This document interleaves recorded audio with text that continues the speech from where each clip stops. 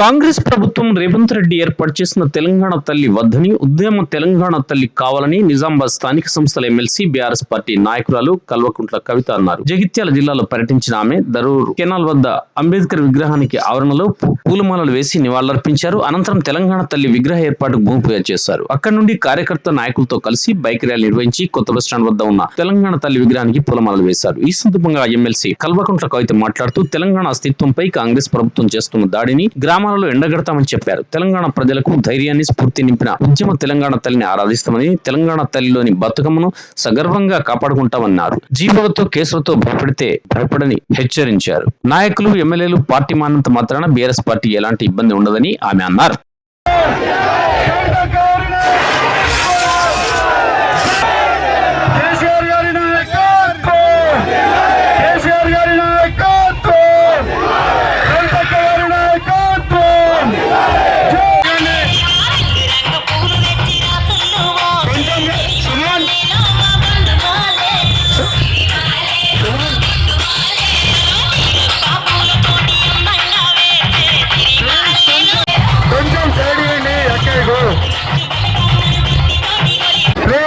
కొంచెం వీక్ ఉంది, దయచేసి చూసుకోండి. ముగ్గురు నలుగురు కంటే ఎక్కువ ఎక్కకండి రైలింగ్ కాడికి ప్లీజ్. రైలింగ్ చూసుకోండి కొంచెం ప్లీజ్.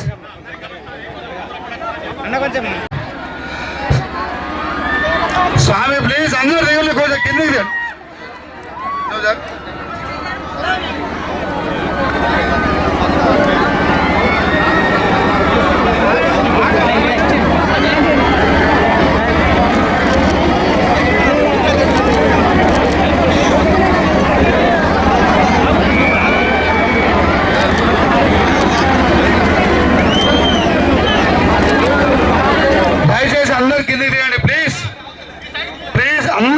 ఒకసారి ప్లీజ్ ఏమనుకోవద్దు, అందరినీ వస్తారు అక్క ప్లీజ్ ప్లీజ్ కొంచెం దిగండి.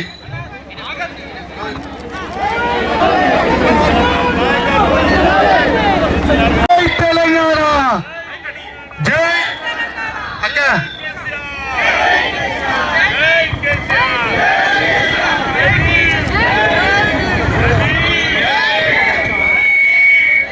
జై తెలంగాణ.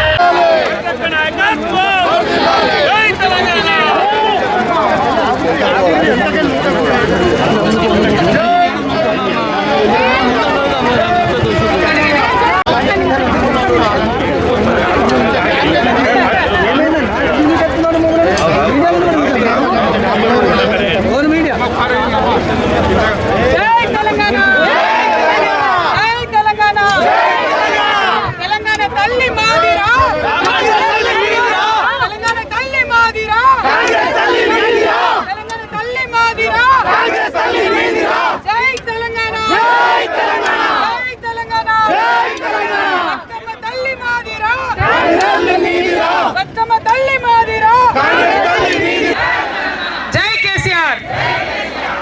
చాలా రోజుల తర్వాత జగిత్యాల్ రావడం, మీ అందరినీ కలుసుకోవడం చాలా సంతోషం. జై తెలంగాణ. జగిత్యాల్ అంటే బీఆర్ఎస్ అడ్డా అని ఇవాళ మీ అందరినీ చూస్తేనే తెలిసిపోతా ఉంది. ఇవాళ జగిత్యాల్లో ఇక్కడ మీరు ఎన్నుకున్న నాయకులు పార్టీకి ద్రోహం చేసి పోయిండొచ్చు కాక, కానీ మీరందరూ ఉన్నారంటే మీ అందరిలోనే ఎవరో ఒకరు రేపు ఇక్కడ ఎమ్మెల్యే అవుతారు. మనకు ఎమ్మెల్యేలతో పని లేదు. కేసీఆర్ గారి సైనికులు ఉంటే చాలు ఆటోమేటిక్గా ఎమ్మెల్యేలు అవుతారు, గవర్నమెంట్ వస్తుంది. మీకు తెలిసిన విషయమే. కేసీఆర్ గారు ఒక్కరు ఉంటే తెలంగాణ తెచ్చుకున్నారు.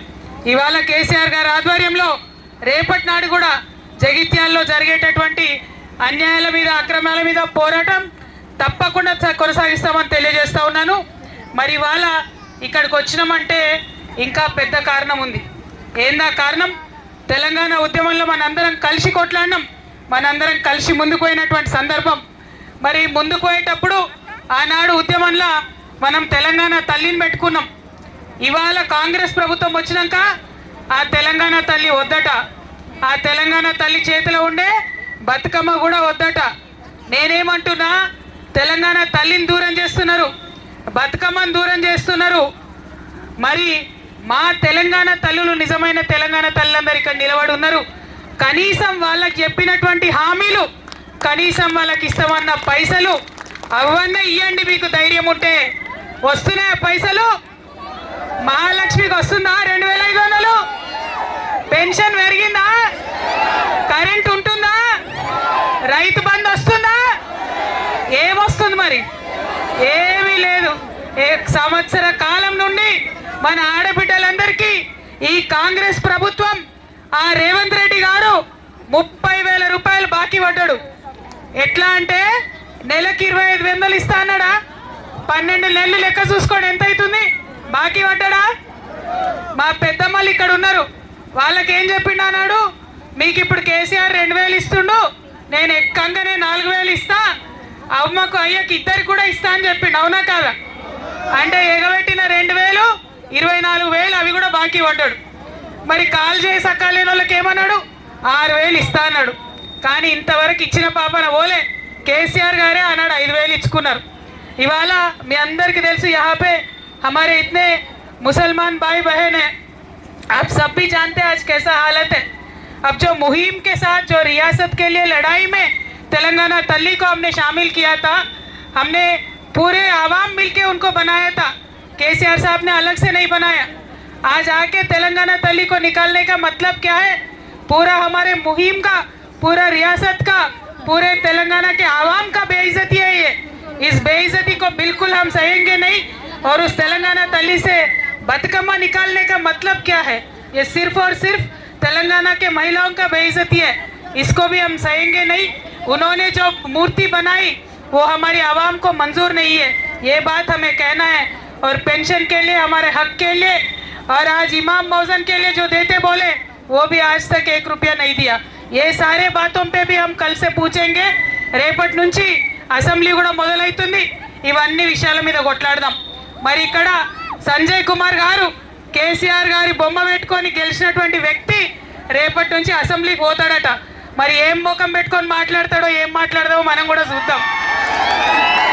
ఏడాదికేలి 1 రూపాయి రాలే, ఒక్క ఊర్లో ఒక్క చెంచాడు మట్టి కూడా ఎక్కడ తీసిపోయలే, ఒక్క రోడ్డు రిపేర్ చేయలే, రోడ్డు గుంత నింపలే, 1 రూపాయి ఎక్కువ పెన్షన్ ఇవ్వలే.